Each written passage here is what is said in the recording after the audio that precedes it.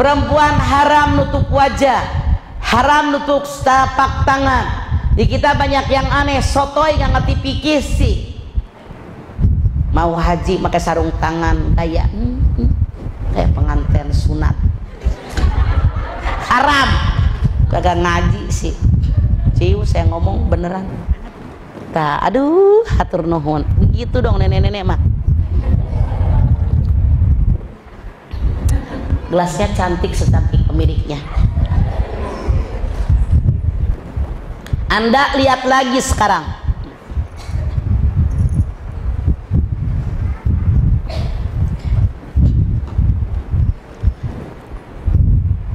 Yang namanya laki-laki dan perempuan haram memakai wangi-wangian. Perempuan haram nutup wajah. Jangan sombong loh. Saya mah sama teman-teman natar kurang apa, jamaahnya aja pada bolot di Masjid Haram pakai masker. Coba kalau Anda bertamu ke rumah Vera, semua yang datang pakai masker dari awal datang sampai kita pulang, tanya yang punya rumah, tersinggung kagak? Emang rumah gua banyak virusnya apa? Emang rumah gua ada penyakitnya apa? Di kita mah pada belagu, pada norak sih baru tumben punya masker. Silahkan ketawa, saya mau ngomong serius kok.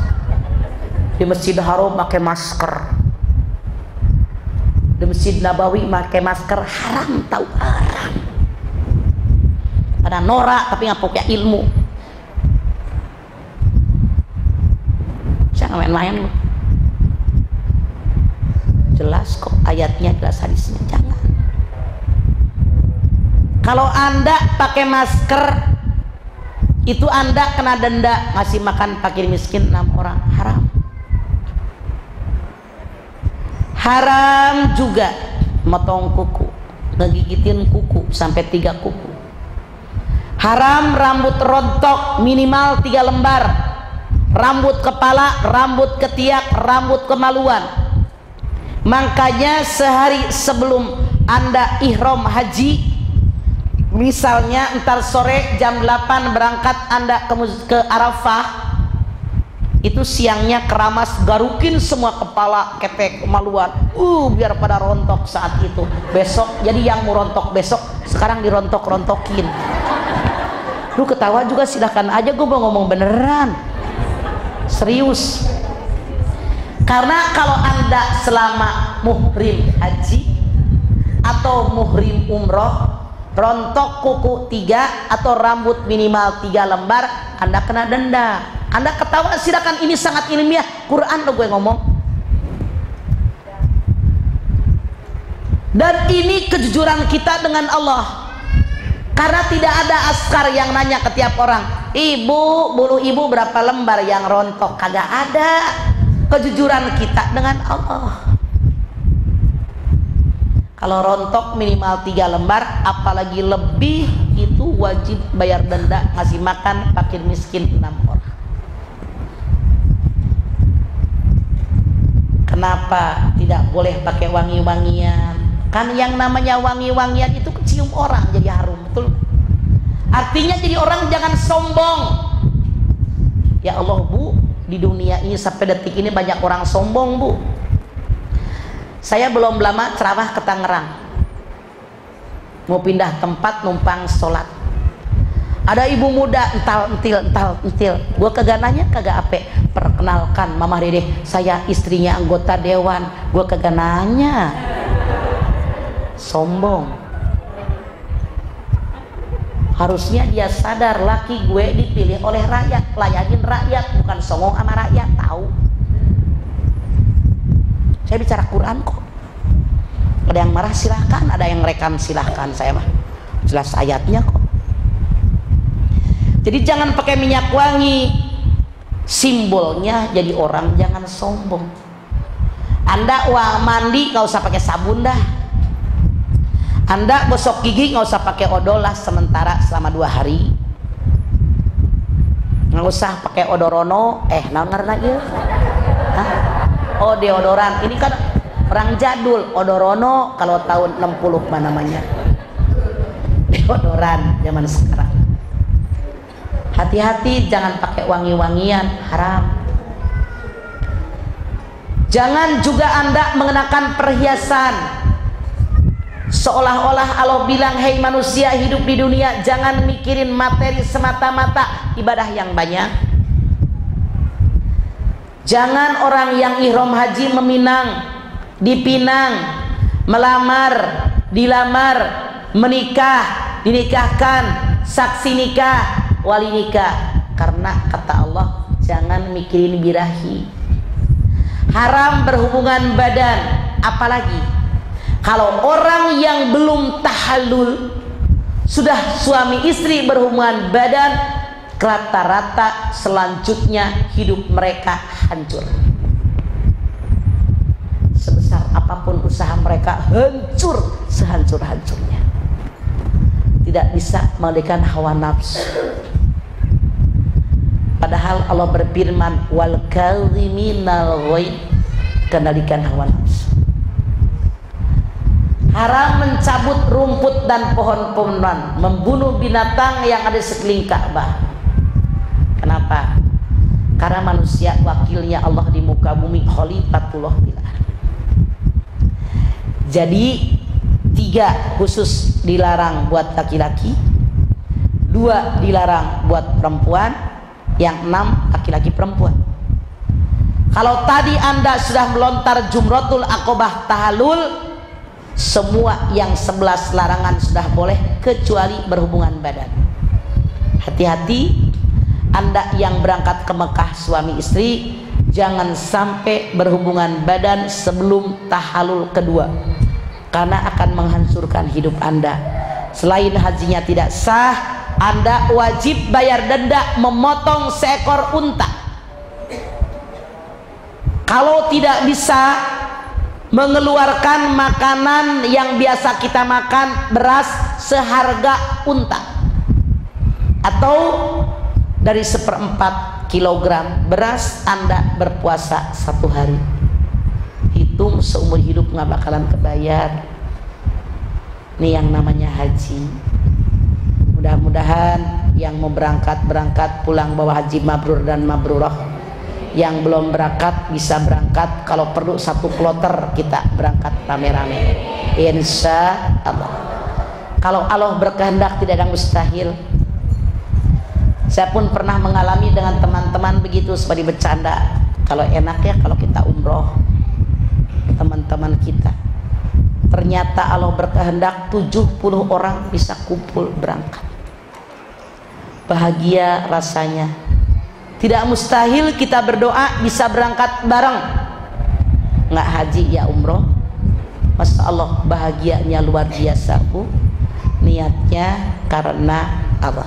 Ini haji cuman tidak sampai semuanya saya uraikan, karena pasti memakan waktu yang sangat banyak. Ada pertanyaan ngacung, silahkan. Pertanyaan bebas, mangga. Silakan yang akan bertanya, mangga.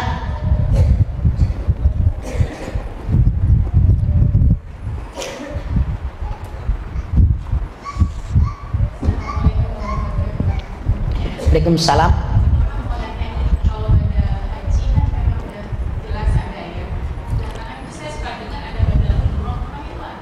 Sangat ada, dikiaskan dengan badal haji. Saya sekarang berangkat umroh, udah sekali kewajiban buat saya. Besok ke Tanim atau ke Ja'ronah buat almarhum suami saya, buat almarhum mak saya, Pak Dek, Pak Le, itu dikiaskan dengan haji, jelas sama. Asal buat kita dulu. Sehari 2-3 kali umroh juga bisa kok. Ke Tanim ibu ongkosnya cuma 10 real. Makanya bolak-balik umroh silahkan. Sekarang buat si anu gitu silahkan. Lebih banyak lebih baik, asal kita tahu kemampuan kita. Silahkan yang lain.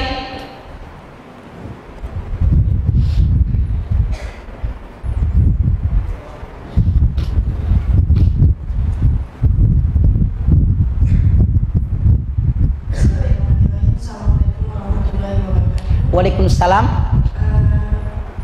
Saya mau menanyakan di luar tema ini, boleh ya? Ya. Saya ingin menanyakan bagaimana menyikapi orang tua kita, yang sepertinya memberikan kasih sayang itu berbeda dengan cucu yang lainnya.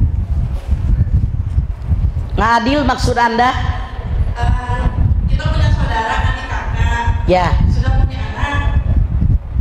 Orang tua kita itu memberikan kasih sayang kepada cucu-cucunya itu Berbeda.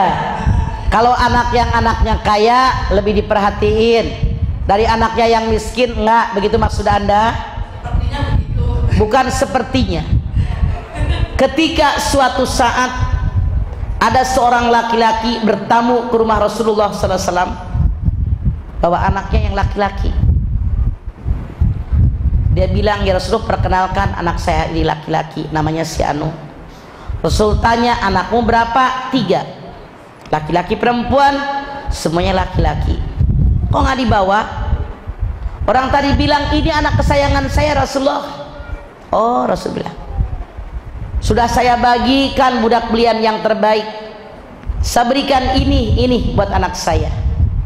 Rasul bilang, semua yang diberikan kepada anak ini tarik kembali. I'dilu. Berbuat adil kamu, berbuat adil kamu, berbuat adil kamu kepada anak-anak.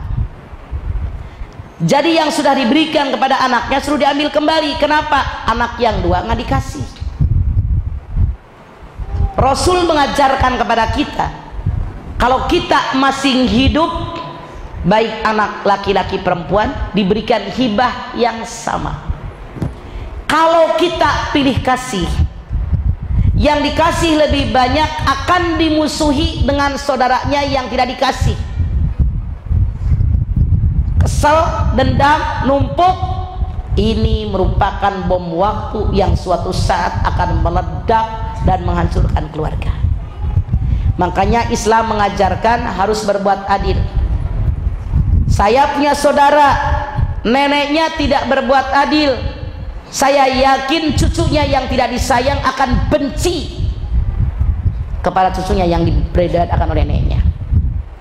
Jadi Bu, yang namanya kita orang tua, yang kaya anak saya, yang miskin anak saya, yang pejabat anak saya, yang rakyat anak saya, tapi mereka kontribusinya beda Bu.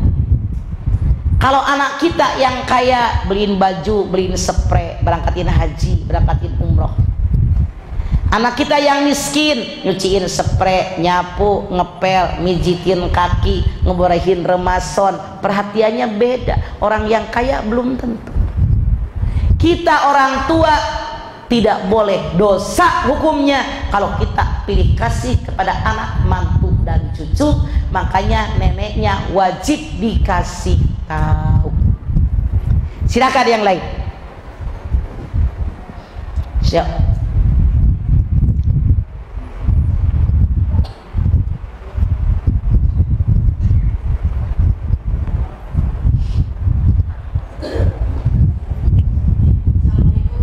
Salam.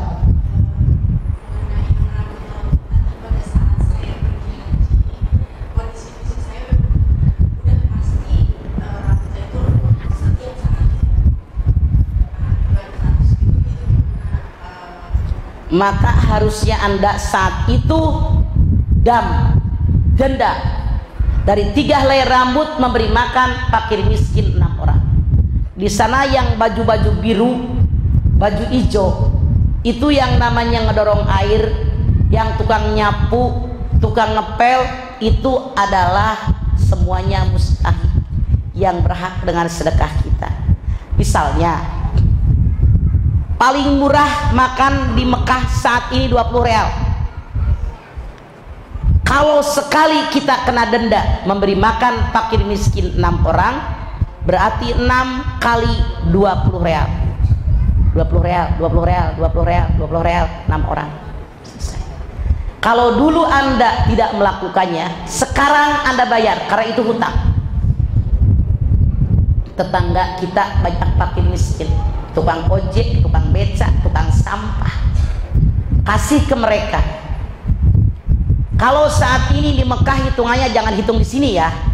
Di Mekah itu satu kali makan minimal 20 real. Kalau 1 real 3.500 perak. Artinya sekali makan 70.000. Kasih ke fakir miskin 70.000, 70.000, 70.000. Atau 6 kali 70.000, 420.000, bagi aja 50.000, 50.000 berapa orang habiskan. Sama juga ya, mudah kok.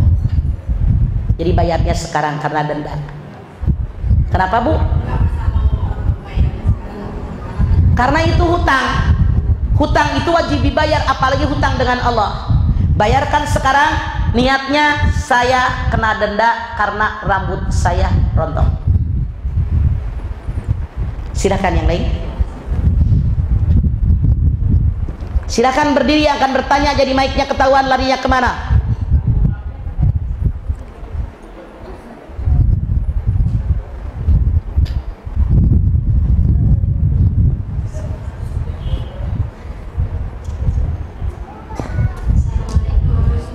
Waalaikumsalam.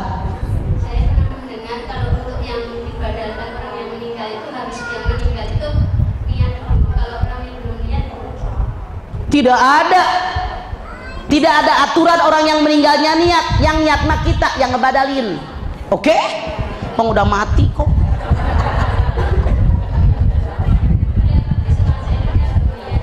Ya, salah. Tidak. Yang penting kita yang ngebadalin yang niat.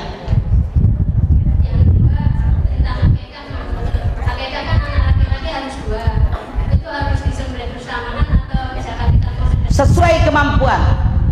Kalau orang tua tadi tidak mampu nyicil satu-satu dia ada masalah. Asal begitu punya rezeki bayar. Tapi boleh dia kita menentukan yang berlainan tapi 2. Kagak masalah, yang penting 2/3 pakai miskin. Di kita banyak yang salah. Motong kambing buat akekah nyunatin. Temen kerja diundang, temen ngaji yang kaya diundang, yang miskin kagak diundang karena kondangannya 2.000, habis tuh daging. Kagak akekah namanya sedekah, tahu. Akekah mah 2/3 hak bagi miskin. Oke. Silahkan yang lain. Assalamualaikum warahmatullahi wabarakatuh. Waalaikumsalam.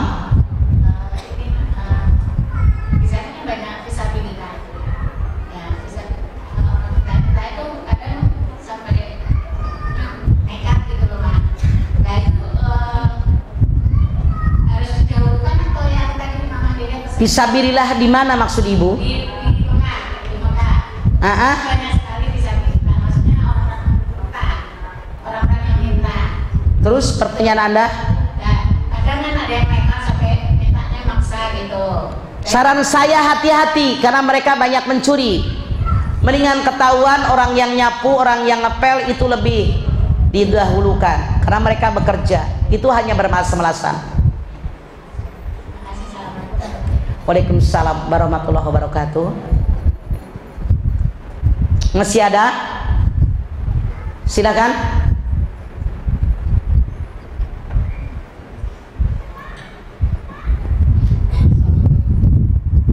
Waalaikumsalam.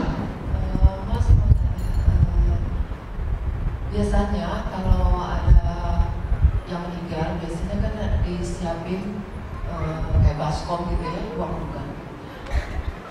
Gimana efeknya sama yang meninggal kalau seandainya uang duka itu, yang saya tahu kan selama ini uang duka itu dimanfaatkan untuk kepentingan jenazah tersebut. Nggak ada efek kalau memang itu makan udah nggak tahu.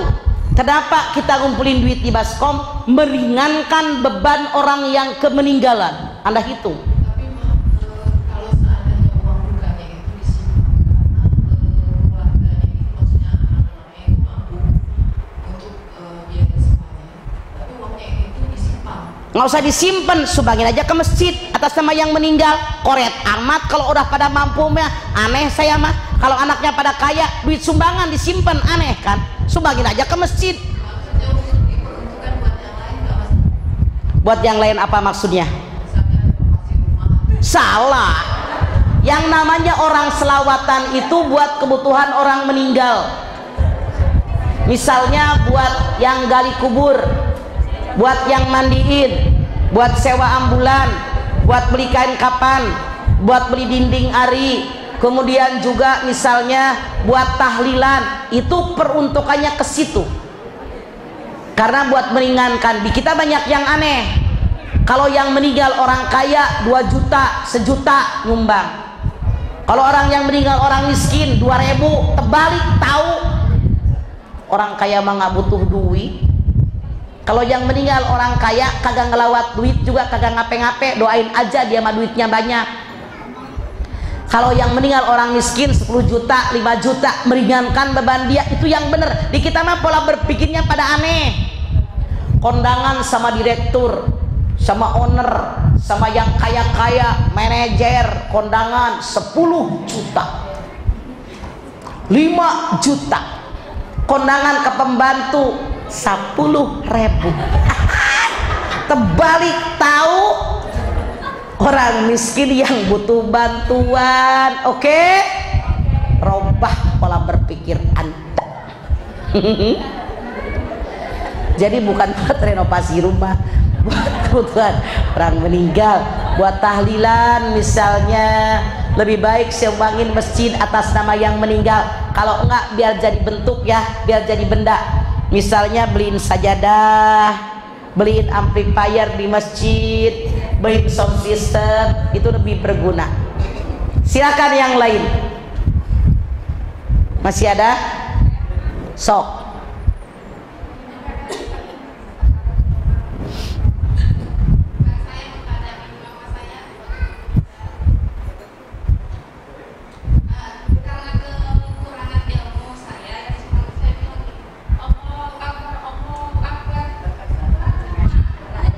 Untung sekarang ngaji.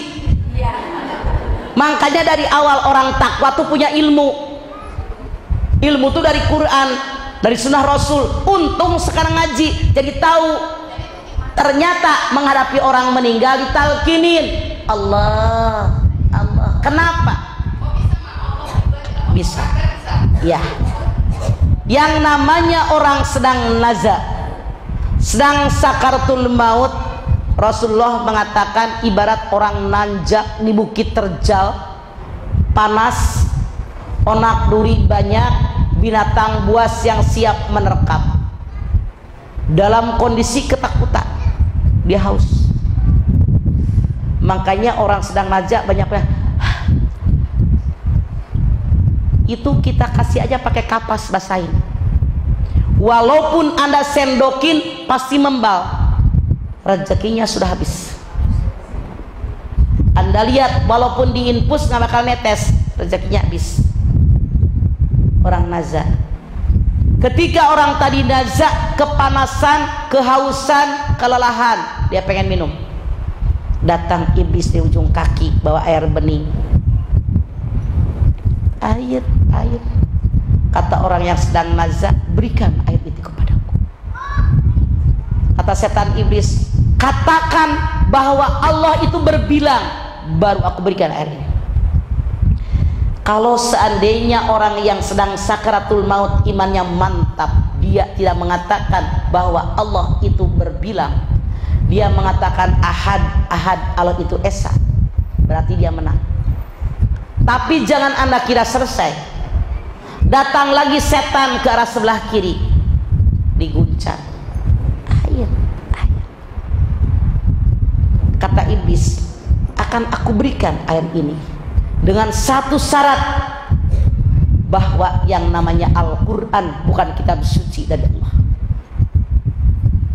Kalau orang yang nazak tadi mantap imannya kepada Allah, tidak bakal mengatakannya. Dia tetap mengatakan Al-Quran kitab suci umat Islam.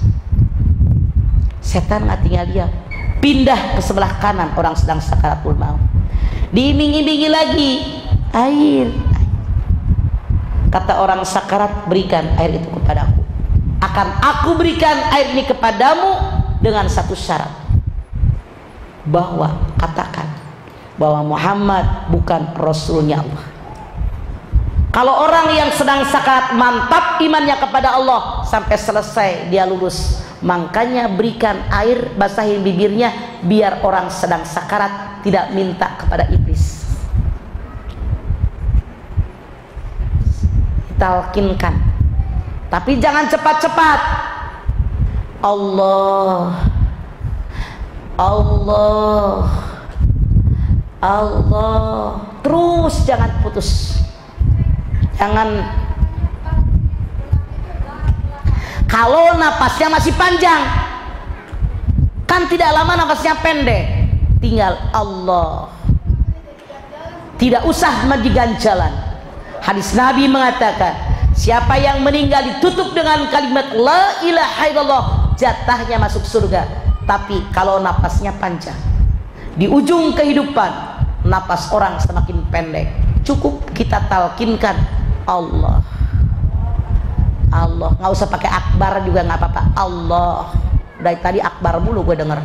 Allah, Allah, seperti itu ya.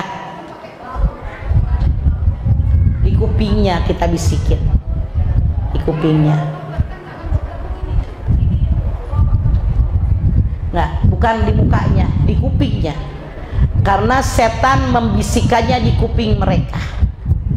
Di kita mah ada yang aneh, saking BODO-nya orang sakarat. Mama, ma, ya kumaha, ya, la ilaha illallah. Bisa-bisa mereka suul khotimah. Nauzubillahi min dzalik. Ada yang lain silakan. Sok.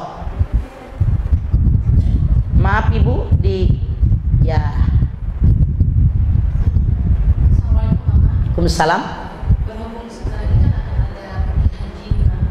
Ibu maaf, mic-nya dekat mulut, saya kurang dengar.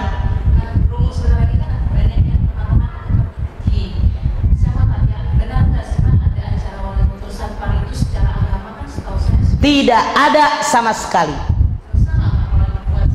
Tidak dosa asal jangan ria. Kumpulin keluarga, kasih makan, kita sambutan, minta maaf boleh. Jangan ria. War segala macam mewah. Itu angguran mubazir. Mendingan kasih aja fakir miskin, sekolahin mereka, berapa ratus juta duit dibuang-buang. Lebih berguna buat mereka. Tidak ada walimatus safar. Saya berangkat haji, berangkat umroh nggak pernah pergi walimatus safar. Bersihin koper, jalan naik taksi. Jadi ibu bikin walimatus safar boleh, tapi niatnya silaturahim. Biar saya berangkat haji, minta maaf sama teman, sama tetangga, sekali ngomong cukup. Boleh, asal jangan berlebihan. Silakan yang lain. Masih ada? Baik hadirin, ini yang bisa saya sampaikan, sudah hampir 2 jam. Mudah-mudahan apa yang saya sampaikan ada manfaatnya. Kalau ada yang salah saya mohon maaf. Mari kita tutup tangan kita dengan pembacaan wal asri. A'udzubillahi minasyaitonirrajim. Bismillahirrahmanirrahim. Wal asri innal insana fi khusrin illa illal ladzina amanu wa amilus solihati wa tawassaw bil haqq wa tawassaw bis sabr. Allahumma arhamna bil Qur'an waj'alhu lana imaman wa nuran wa hudan wa rahmah. Allahumma zakirna minhu ma nasina wa allimna minhu ma jahilna warzuqna tilawatahu ana al-laili wa atrafan nahar waj'alhu lana hujjatan ya rabbal alamin. Ini yang saya sampaikan, mudah-mudahan ada manfaatnya. Kalau yang saya mohon maaf. Billahi taufiq wal hidayah. Wassalamualaikum warahmatullahi wabarakatuh.